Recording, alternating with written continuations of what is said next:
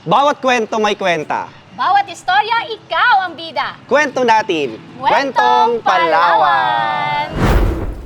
We begin this paradise. Let's wake up. Yes, mga kakwentuhan! Welcome sa ating 8th episode! Naku, ang bilis. Pag sinabing 8, swerte daw po ang 8. At syempre, Kabanata 8 na po tayo. Ang podcast po na ito ay, of course, hatid po sa inyo ng provincial government headed by our beloved Governor, Dennis Socrates. And gayon nga pong episode na to, we will give you 5 things to keep in mind when traveling to the world's best island, Palawan! Siyempre, naku, pag sinabing Palawan, walang ibang pwedeng gawin kundi mamasyal at mag-enjoy Yes. for this beautiful island. At siyempre pa, no, marami tayong pwedeng gawin. No? Pag summertime, lalo ngayon, mainit ang panahon, marami tayong pwedeng puntahan at marami tayong pwedeng bisitahin. Yes, I feel so blessed nga sa Palawenya kasi nandito na tayo mismo sa world's best island and kung ano-ano pang mga global citations, no?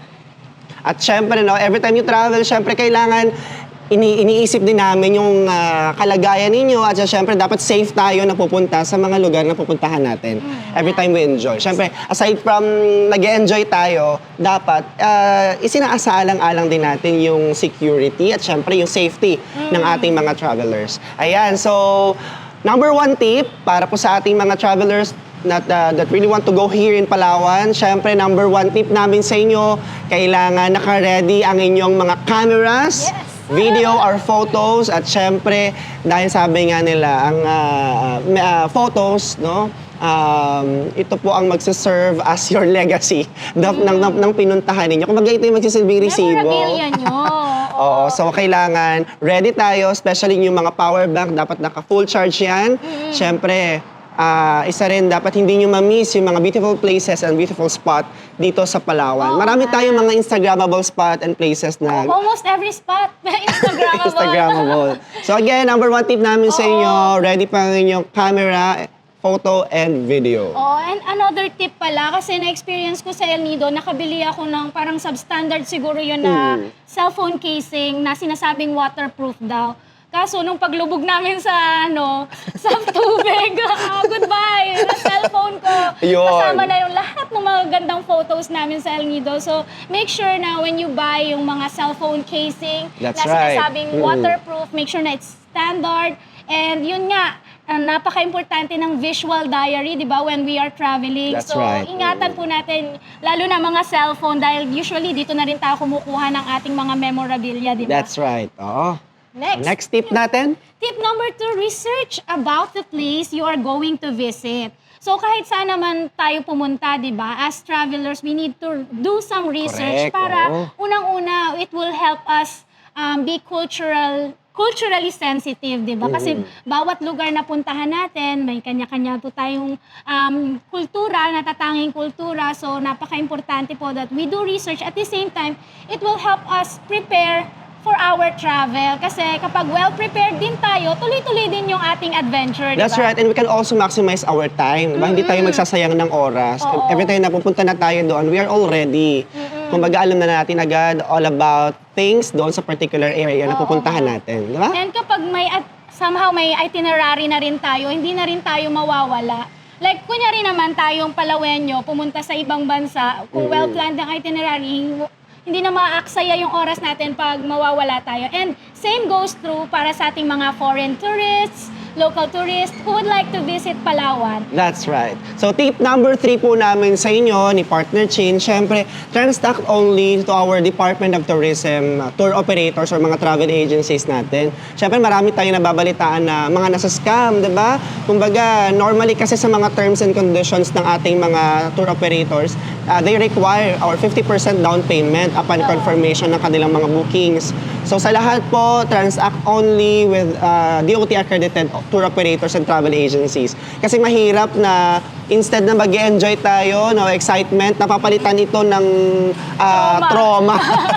Kaya minsan delikado rin talaga na hindi tayo nagre-research particular doon sa mga tinatransact natin ng mga tour operators sa travel agency.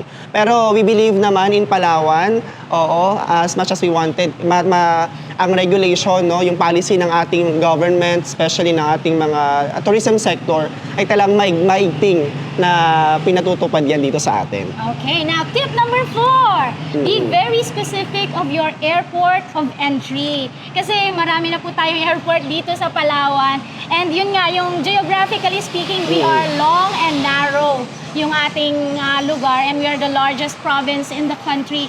So may mga San Vicente Airport na tayo, El That's Nido right. Airport, Oo. and dito po sa Puerto Princesa, we have the Puerto Princesa International Airport. And meron pa pong mga ibang airport. May airport din sa Coron. Tama That's ba? right. Kasamang, Oo, Busuanga sir? Airport. So, make sure kung saan kayo pupunta para hindi rin masayang yung oras nyo. Say for instance, napunta kayo sa Puerto Princesa when you want to go to Coron pala, malayo po yun. So, magkalayo po yun. Sobra. So, that's it. And another thing po sa inyo na gusto namin i-share, of course, tip number 5 natin, at least you have backup SIM cards, And kasi ang Palawan, we all know, kami po ay talagang sabihin man natin, to tell you honesty, we are considered as GIDA area. So, geographic isolated and disadvantaged area kami. So, may mga areas tayo talaga na mahirap yung signal. So, may mga dead spot tayo. So, better talaga, at least you have backup 2 or 3 SIM cards for network para at least hindi tayo hassle kung sakaling magkaroon man ng problem in one particular network. So, yun, backup pa rin. Mas maganda may plan A, plan B, and plan C tayo every time you go anywhere, di ba? May mga personal tips din ako sa kanila, partner. Kasi, when we're traveling, kahit kami dito kami, locals. mga locals, nagta-travel din kami within Yes, Palawan. that's right. Kasi minamaximize namin yung Yes. ganda ng Oo Palawan. naman. Nandito na rin kami, di ba? And we're so blessed nga.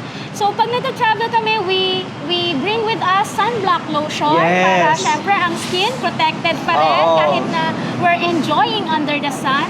And then, huwag magkalimutang magdala ng bug repellent. Yes. Yung mga off lotion. Yes, ganun. that's right. Kailangan Kasi, yan. Kailangan natin yan. Kailangan natin yan para hindi tayo katikatihin. And magdala rin po tayo ng mga sorry, nawala ako. As much as possible po, travel light. Pero this is something na nahihirapan akong i-practice. Yes. Diba na practice what you preach? Ikaw ba, when you travel, do you travel Ako ay light? very particular, plan your outfit. Yes. Siyempre, every Para time na aura maliligo everyday. para aura everyday. Siyempre, pag maliligo tayo sa beach or sa ilog, kung mag-enjoy tayo. So, sabi nga natin, travel light lang. So, wag tayong magdala ng mga bulky, ng mga gamit or things na hindi naman natin magagamit, 'di ba? It will add to our stress. So, light travel lang tayo. Siyempre, plan your outfit at mas as possible kung kayo po ay 3 days and 2 nights sa isang area or destination, at least i-plan na natin yung susuotin natin every time we go. Correct. Kami rin, ako sa buong pamilya, pinaplano ko na yung susuotin namin para color coordinated kami. And at the same time, sa mga, with kids or with toddlers, I also bring with me yung pee bottle or pee Yes. jar para anytime sila mawiwi or kunyari nasa sasakyan sila, may long travel kami, doon na lang sila wiwiwi, hindi na kailangan na maabala ng for a stop, di ba? Yes, that's right. And another thing, magdala rin po kayo ng something to eat. Kasi may sabi nga natin, medyo malayo ang biyahe sa Palawan. So it will take more than 2 hours, approximately an hour in one particular destination. So as much as possible, magdala tayo ng mga pwede nating kainin para at least mapatid yung gutom natin. At syempre yung water. It is very important to bring always water. Kasi water lalo is life. ngayon. Lalo na ngayon. Medyo Medyo mainit mainit ang panahon. And with Palawan's natural beauty, talagang hindi naman katakataka na nakikilala tayo all That's over right. the world. diba? Totoo. And yung mga turista nga na nakabisita na dito, nagkaroon ng comeback syndrome. That's right. Marami na pong bumalik-balik dito dahil nga sa Palawan is a paradise. it's a slice of heaven. Wow. Ika nga. At syempre, no, i-share din natin sa kanila, pasadahan lang natin. For the last time, no, we launched the Philippine Experience, no, the Palawan Experience through the Department of Tourism. So, isa ito sa mga programs na talagang pinopromote ng Department of Tourism ngayon kung saan we're not just going somewhere like in particular area na pupuntahan natin ng destination. This time, the Department of Tourism will really want to experience the arts, culture, and the beauty of Palawan. Diba? Kumbaga, sawa na tayo. Hindi naman sasawa. Kumbaga, yung destination kasi nandyan na yan. Nandyan na yung destination. Pero, this time, yung experience naman. Yung food, yung culture, diba? Yung Ganda. people. Holistic yung approach. Holistic Ang yung ganda. approach. Kaya, no, Experiential. thank you very much sa Department of Tourism. Nakasama natin dyan si DOT Secretary Cristina Garcia Frasco. Pumunta tayo sa Tabon Cave last time. She's a beauty, by Yes. the way. In addition to that, partner, talagang sabi nga natin, in terms of tourism, sa mga destination natin, Palawan talaga is on top. Diba? Yes. So, marami Dami tayong nating mga global citations. global citations, mga recognitions natin. Kumbaga, hindi talaga natin, kumbaga, yun yung pride ng Palawan, no? Every time we go somewhere, we go in Manila, in particular area, mapapawaw sila, yung mga Palawan. Gusto namin puntahan yan. Oo nga. So, for the information of everyone, just visit ang ilan sa mga official FB page and websites po ng Palawan for more informations para at least hindi tayo mabudol at hindi tayo magkaroon ng stress na if we plan to go here in Palawan. In addition to that, Palawan is home to 2 UNESCO World Heritage Sites. Correct. That is the Puerto Princesa Underground River and the Tubataha Reefs Marine National Park Park. in Cagayan Silio.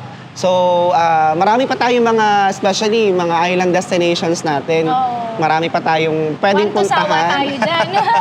And in addition to that, we were tagged as the world's best, friendliest, and yung mga Most desirable. most desirable. And 2024 trending destinations in the world by Yes. TripAdvisor. Oo, yung so, mga- nakakatulong din tong mga prestigious accolades Oo. sa decision-making ng mga travelers all over the world. It helps them, decide where to Yes, go. that's And right. yun na nga, dahil Palawan ang matunog, punta sila dito. And sabi nga ni Governor Dennis M. Socrates, we are way past the promotion stage. That's right, totoo yan. Ang Oo. iniingatan natin ngayon ay ang ating environment. While we have this booming tourism, kailangan nandun pa rin ang sustainable development. Correct, oo. No? Sa kabila ng pag-unlad ng turismo, syempre dapat hindi rin natin pwedeng i-set aside yung kabuhayan at syempre yung environmental protection at syempre yung people, yung mga Palaweños, diba?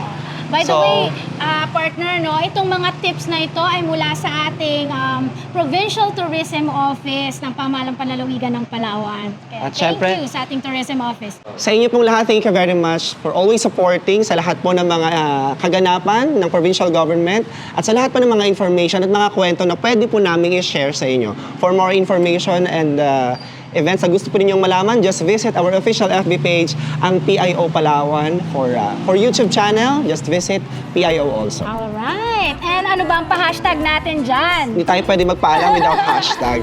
Siyempre, for our hashtag, Palawan pa rin, world's best island. Yes, ako naman, hashtag Slice of Heaven, hashtag Palawan Paradise. Talaga, masyado naman ginalingan ni Shani.